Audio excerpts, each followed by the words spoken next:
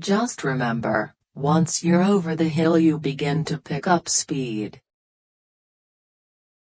A man can be himself only so long as he is alone, and if he does not love solitude, he will not love freedom, for it is only when he is alone that he is really free.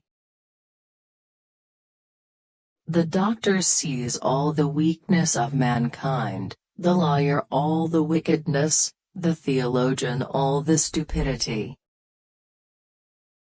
The greatest of follies is to sacrifice health for any other kind of happiness. Each day is a little life, every waking and rising a little birth, every fresh morning a little youth, every going to rest and sleep a little death. Treat a work of art like a prince. Let it speak to you first. To live alone is the fate of all great souls. All truth passes through 3 stages. First, it is ridiculed. Second, it is violently opposed.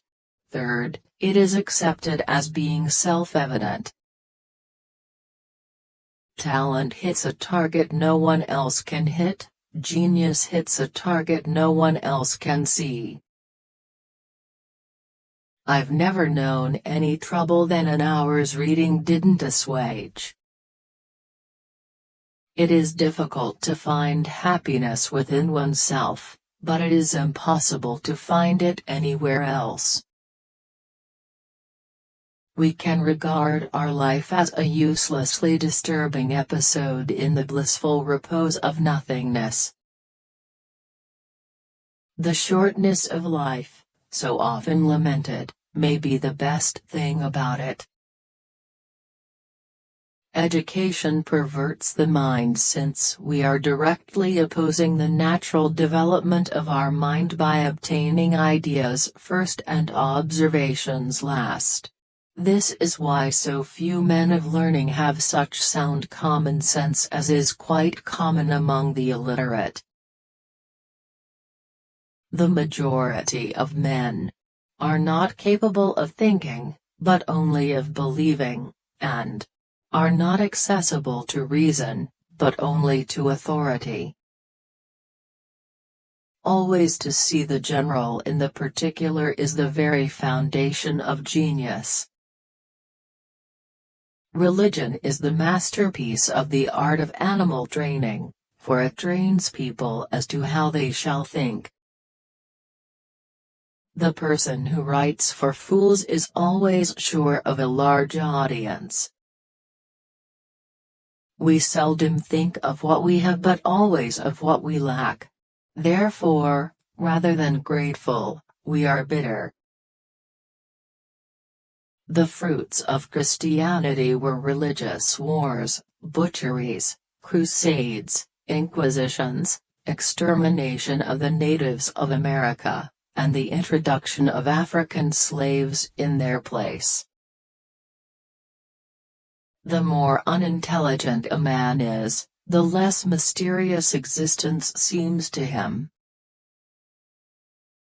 Happiness belongs to those who are sufficient unto themselves. For all external sources of happiness and pleasure are, by their very nature, highly uncertain, precarious, ephemeral and subject to chance.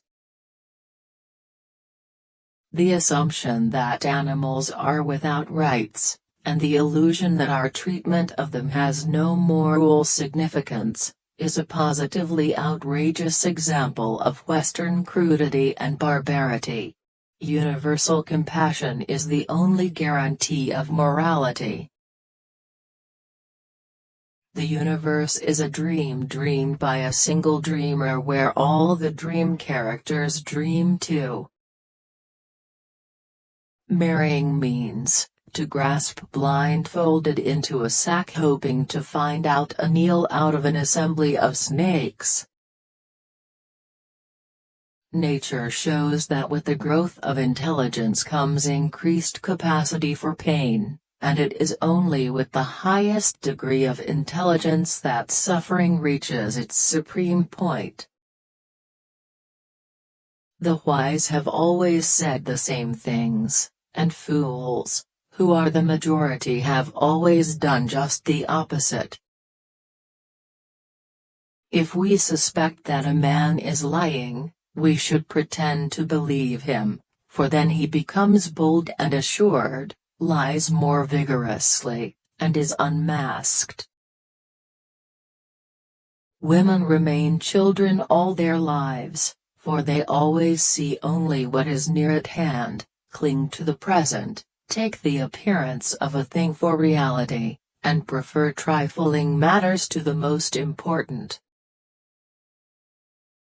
Men are by nature merely indifferent to one another, but women are by nature enemies.